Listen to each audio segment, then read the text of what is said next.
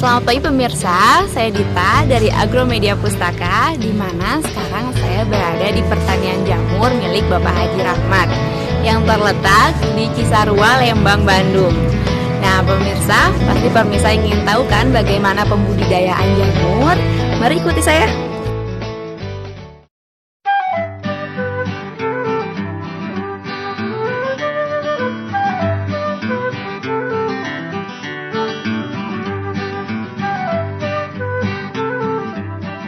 Siapa yang tak kenal dengan jamur tiram? Ya, jamur yang memiliki bentuk khas menyerupai cangkang tiram ini memiliki segudang keunggulan. Selain rasanya yang lezat, jamur tiram juga bermanfaat bagi kesehatan, yakni berperan sebagai anti kolesterol, antioksidan, dan anti tumor. Awalnya, jamur tiram hanya bisa diperoleh di hutan. Namun, ketika konsumsi jamur terus meningkat, mencari jamur dari alam tidak lagi bisa diandalkan. Akhirnya, muncullah ide untuk membudidayakannya. Untuk membudidayakan jamur tiram, langkah awal yang bisa dilakukan adalah menyediakan bangunan untuk pertumbuhan jamur atau dikenal dengan nama kumbung.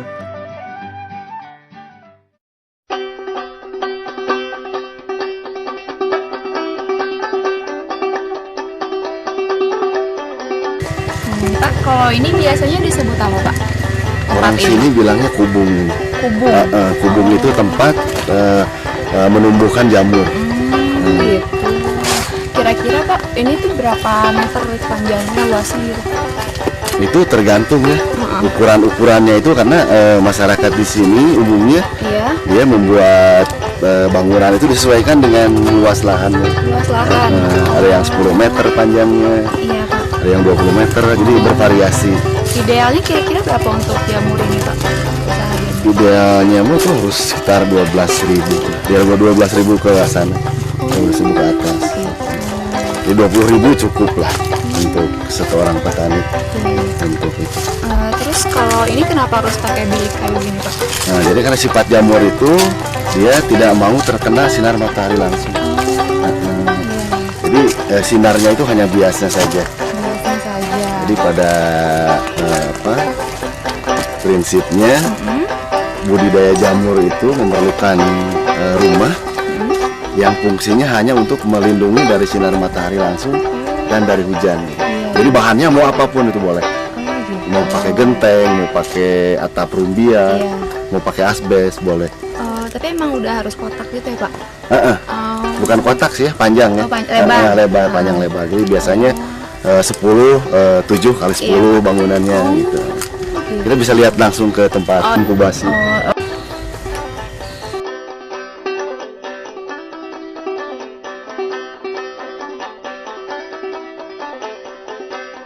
Di dalam kumbung tersebut disediakan rak-rak budidaya yang terbuat dari kayu atau bambu. Rak ini digunakan untuk meletakkan baklok jamur.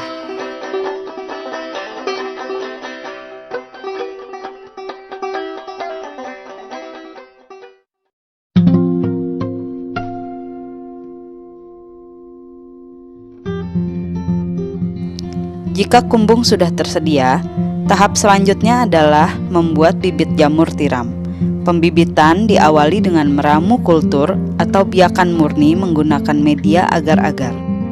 Media ini dikenal juga dengan nama potato dextrose agar atau PDA.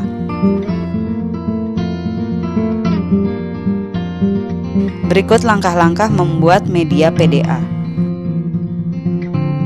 Bersihkan permukaan kentang, lalu potong menjadi irisan dadu.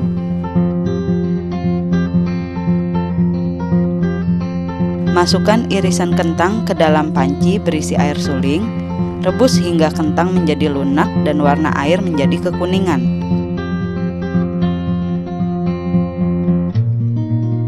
Angkat panci dari atas kompor, lalu tuangkan airnya ke dalam gelas ukur.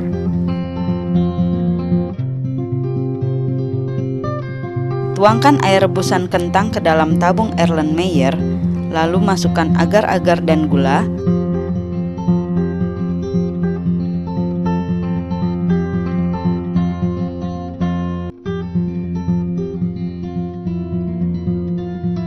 aduk hingga tercampur sempurna. Masukkan media PDA ke dalam tabung reaksi hingga mencapai ketinggian 2,5 cm dari dasar tabung, lalu tutup tabung dengan kapas. Sterilkan media PDA dengan cara memasukkan tabung reaksi ke dalam autoklaf selama 20-30 menit pada suhu 121 derajat Celcius dengan tekanan 1,1 atm atau 15 psi. Ketujuh, angkat tabung reaksi dari autoklaf, lalu letakkan dalam posisi miring agar permukaan PDA yang diperoleh lebih luas. Diamkan media hingga dingin dan membeku. Setelah media PDA jadi, langkah selanjutnya adalah melakukan isolasi. Isolasi adalah proses pengambilan bagian tertentu dari induk jamur untuk dibiarkan pada media PDA sampai menjadi miselium jamur. Berikut tahapan melakukan isolasi. Sterilkan tangan dan peralatan yang akan digunakan dengan larutan alkohol 70%. Sterilkan juga peralatan yang terbuat dari logam dengan cara dipanaskan di atas nyala api bunsen selama 1-3 menit. Semprotkan larutan alkohol ke bagian induk jamur yang akan dijadikan eksplan. Lalu sayat bagian ketiak tudung jamur kira-kira berukuran 3-4 mm kuadrat menggunakan pisau isolasi. Ambil bagian tersebut menggunakan pinset. Masukkan eksplan ke dalam media PDA, lalu tutup kembali mulut tabung dengan kapas untuk menghindari kontaminasi. Simpan media PDA yang telah diinokulasi ke dalam ruang inkubator selama 2-3 hari atau hingga media diselimuti miselium jamur berwarna putih.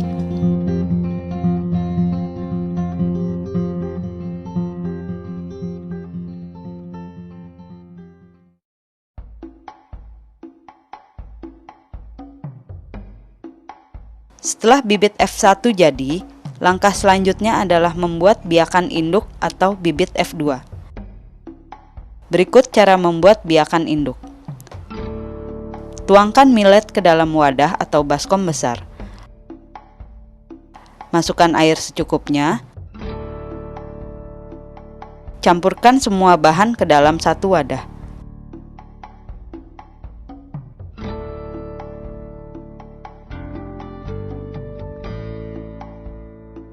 Lalu diamkan selama sehari agar millet berkembang sempurna.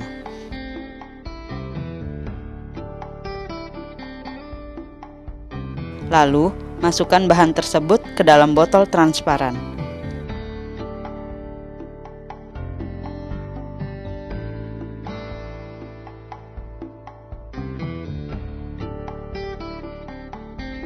Padatkan media hingga mengisi 2/3 tinggi botol. Tutup mulut botol menggunakan kapas, lalu sterilkan media ke dalam autoklaf pada suhu 121 derajat Celcius dan tekanan 1,1 atm selama 1 jam. Siapkan bibit F1 yang telah diselimuti miselium putih secara merata dan media F2 yang telah disterilkan.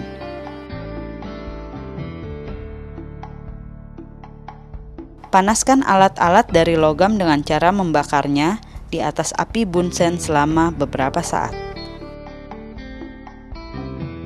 Semprotkan alkohol ke bagian bibir tabung reaksi pada media F1, lalu buka kapas penutupnya.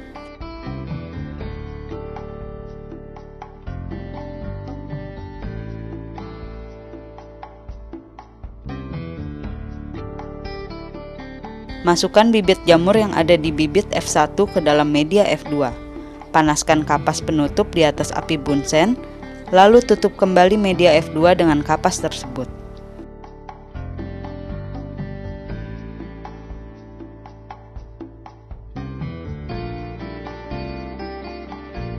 Simpan media di dalam inkubator atau ruangan khusus yang telah disterilkan hingga miselium tumbuh secara merata.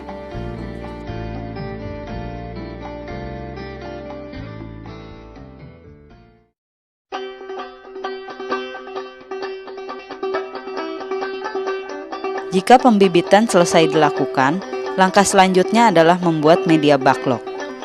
Berikut tahapan membuat backlog. Siapkan media serbuk gergaji dan bekatul sesuai takaran, lalu campurkan kedua bahan tersebut secara merata.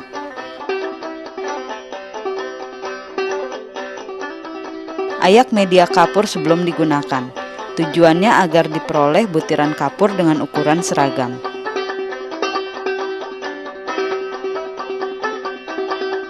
Campurkan seluruh bahan untuk media, lalu aduk hingga merata.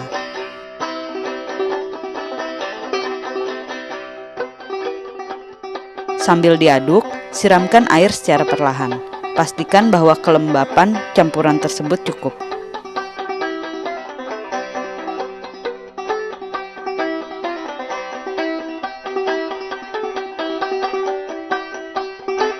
Saring media menggunakan ayakan berukuran lubang sekitar 5 mm.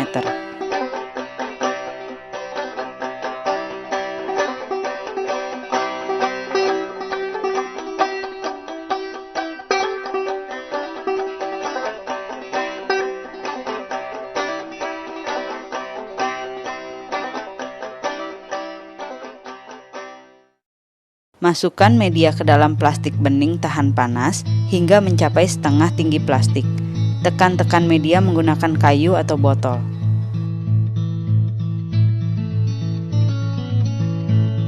Tutup bagian mulut plastik menggunakan ring plastik atau bambu. Lalu lipat bagian lidah plastik yang tersisa menggunakan karet.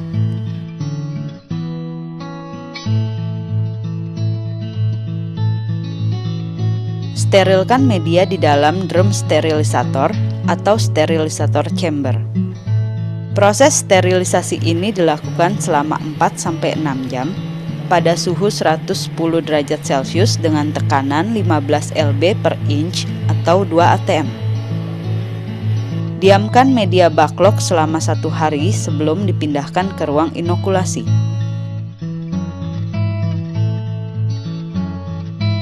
Backlog yang sudah jadi selanjutnya diinokulasikan dengan miselium jamur dari bibit F2. Berikut penerapannya. Pertama, semprotkan alkohol ke semua peralatan yang akan digunakan, lalu panaskan di atas api bunsen selama beberapa saat. Semprotkan juga alkohol ke tangan pekerja yang akan melakukan inokulasi.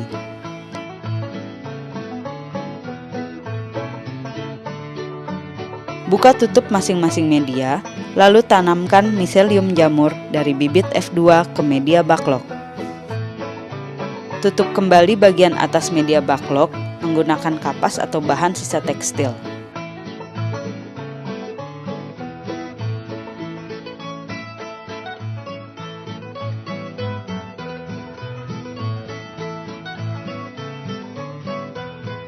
Pindahkan media yang telah diinokulasi miselium biakan induk ke dalam ruang inkubasi. Atur suhu ruangan sekitar 26-28 derajat Celcius.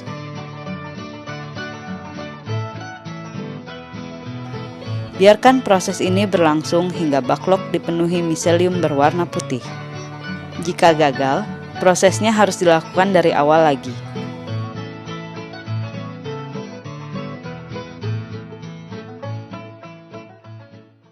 Nah, jadi ini setelah proses yang tadi dilihat di bawah, jadi si media ini sudah disterilisasi, terus didinginkan, baru diinokulasi. Jadi kasih bibit jamur. Jadi si media yang asalnya warnanya seperti ya coklat seperti serbuk kayu ini, nanti dia akan tumbuh nanti seperti ini. Nanti warnanya akan berubah. Lama apa kira-kira? Itu sebulan, biasanya sebulan sudah warnanya sudah miselium sudah tumbuh putih semua seperti ini. Jadi dari sini nanti dipindah ke tempat produksi namanya. Itu untuk ruangan untuk menumbuhkan jamur di sana. Jadi khusus untuk menumbuhkan jamur. Kalau di sini namanya ini ruang inkubasi. Udaranya suhunya gimana? Suhunya di sini harus kering. Kering. Jadi harus kering. Nanti berbeda dengan tempat produksi jamurnya. Di sana harus lembab. Lembab. Oh, jadi iya. kebalikannya. Iya betul. Di sini tidak memerlukan air. Oh iya. Oh Bapak ini beda sendiri ya dibanding yang lain? Nah, ini salah satu contoh media jamur yang terkontaminasi dengan jamur lain. Jadi sama dengan sayuran yang lain, Iya. pertumbuhan jamur pun itu ada hama penyakitnya juga. Nah, di antara ini penyakit ini. Berarti gagal banget. Gagal ini tidak bisa diproduksi jamur ini. Kalau sudah gagal gini itu kita buang biasanya. Biasanya dalam 1 bulan ini Pak, kegagalan ini bisa berapa kali? Ini dari satu musim tanam itu paling tinggi 20%. Oh, 20%. Lumayan juga Pak. Lumayan, iya. Nah, kita bisa setelah proses ini itu masih ada proses selanjutnya. Oh, gitu. Jadi stepnya itu di sini pertumbuhan miselium. Iya. Sekarang kita bisa melihat rumah tumbuh jamur. Gimana sih jamur itu tumbuh? Iya betul. Kita bisa Penasaran keliling. nih, Pak. Iya, Boleh. Ya, ayo kita ke sana ya. Setelah masa inkubasi selesai, pindahkan baklok ke atas rak-rak di dalam kumbung. Letakkan baklok dengan cara direbahkan atau didirikan. Namun, petani jamur umumnya meletakkan baklok dengan cara didirikan. Jika kebutuhan hidupnya terpenuhi, 5-6 minggu kemudian jamur tiram sudah bisa dipanen.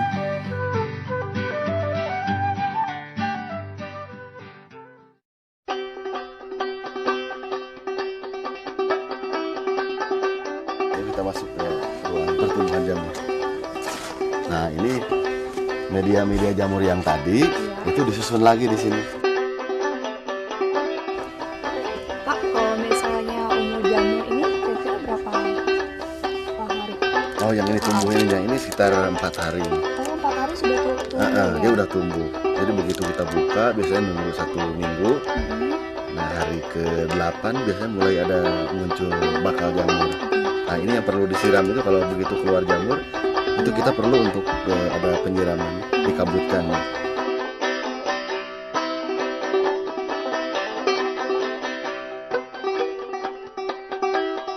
Media jamur ini biasanya rusak karena ada hama.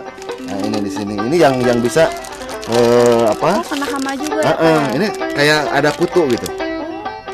Kutu dia makan bakal jamur yang dimakan miseliumnya. Dia makan miseliumnya sehingga yang harusnya jamur ini bisa dipanen umurnya lebih panjang karena ada hama, jadi bisa lebih singkat produksinya. Jadi kalau yang untuk dipanen biasanya usia antara 8 sampai hari ke-14. Oh, seperti apa nih Pak? Kebetulan jam segini kan udah selesai panen, jadi di atas ini. Oh, lebih gede lagi. Ya sebesar ya mungkin 6 cm lah. Iya. Itu yang siap untuk dipanen.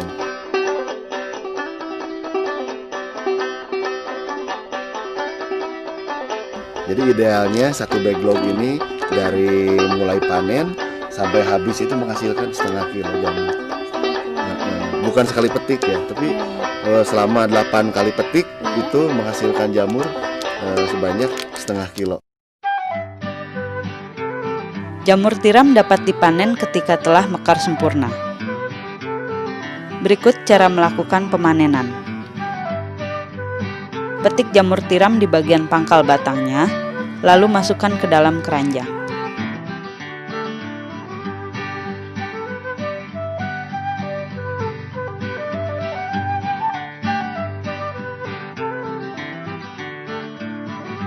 Bersihkan jamur tiram dari kotoran yang menempel dengan cara memotong bagian akar semunya menggunakan pisau tajam.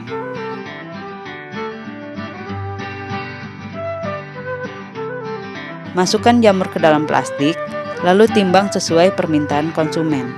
Umumnya, satu plastik besar berisi 5 kg jamur. Jamur siap dipasarkan dalam bentuk segar atau olahan berupa penganan.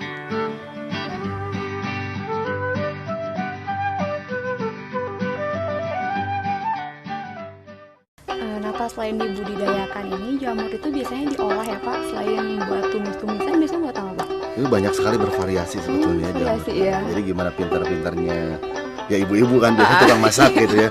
Kalau Iya, bapak-bapak ibu-ibu. nggak bisa masak gitu. Iya. Boleh kita lihat Iya, Pak. proses Iya, Pak. pengolahan.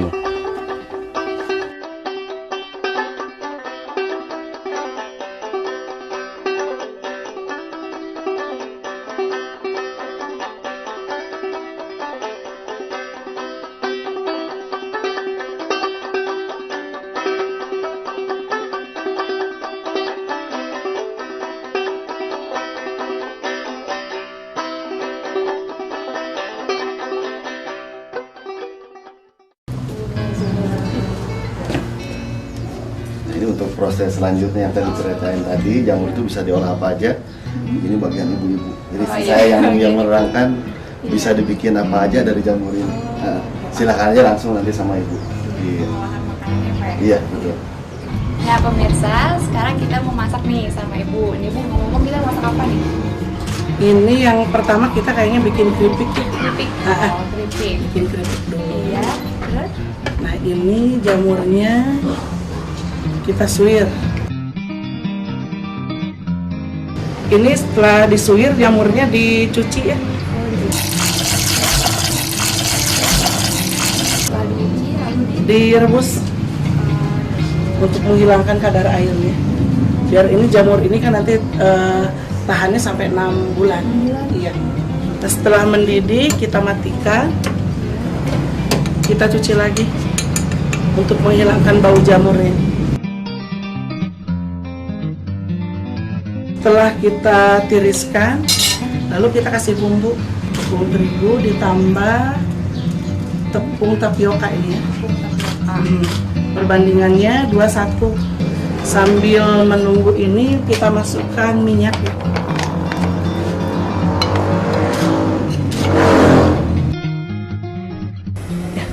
Minyaknya sudah mendidih, kita masukkan.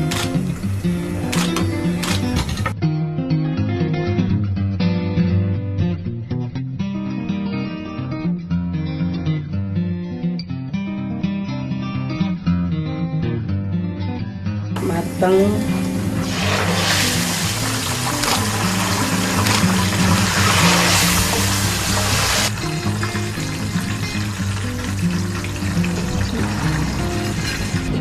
Silakan dicicipi, coba juga. Coba rasanya seperti apa? rasanya crispy. Iya. Enak pemirsa. Terus coba di rumah. Sekarang kita bikin yang kedua. Yang kedua apa nih Bu? Jamur crispy. Jamur crispy. Jamur crispy itu hanya bertahan sekitar 2 jam, terus lembek ya, kembali lembek gitu. Nah ini seperti ayam, karena masih empuk ya, masih empuk. Rasanya seperti apa? Fried chicken gitu ya. Jadi atasnya doang nggak? Enggak, boleh semuanya. Semuanya. Nah kita pakai bumbu. Bumbunya ini Oh masih bumbu crispy ya? sama Bu, ya? ya. Sama. Kita pakai bumbu crispy juga. Sama kayak tadi ya Bu? Sama.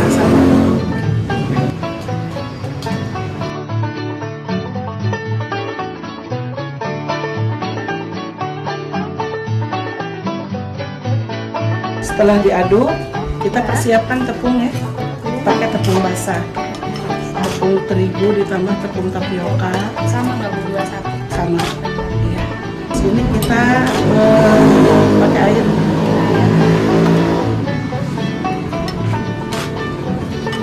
Cukupnya.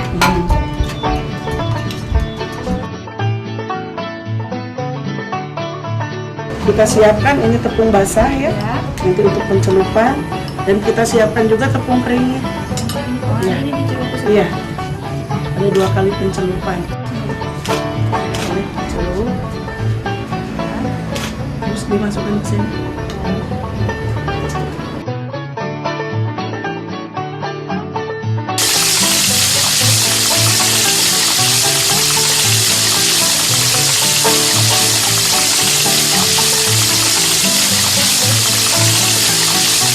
Ini udah selesai ya, matang. Kita angkat.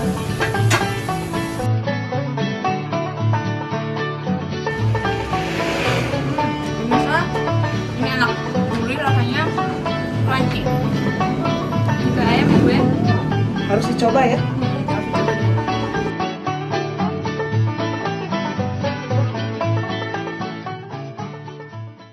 Ibu Bapak terima kasih tadi sudah diajak jalan-jalan, terus sudah diajarin cara pengolahan jamur gimana. Kita mau pamit, mudah-mudahan usaha Bapak lancar, tambah berkembang, apa ya? Kita pamit ya Pak. Iya. Waalaikumsalam. Terima kasih. Iya. Demikian liputan saya di rumah usaha jamur. di mana di sini jamur tidak hanya dibudidayakan saja, melainkan dikelola menjadi makanan yang enak dan lezat. Di sini pun jamur dapat menghasilkan uang. Bagaimana? Anda tertarik? Saya Dita dan kru Agromedia Pustaka undur diri. Sampai jumpa. Dadah.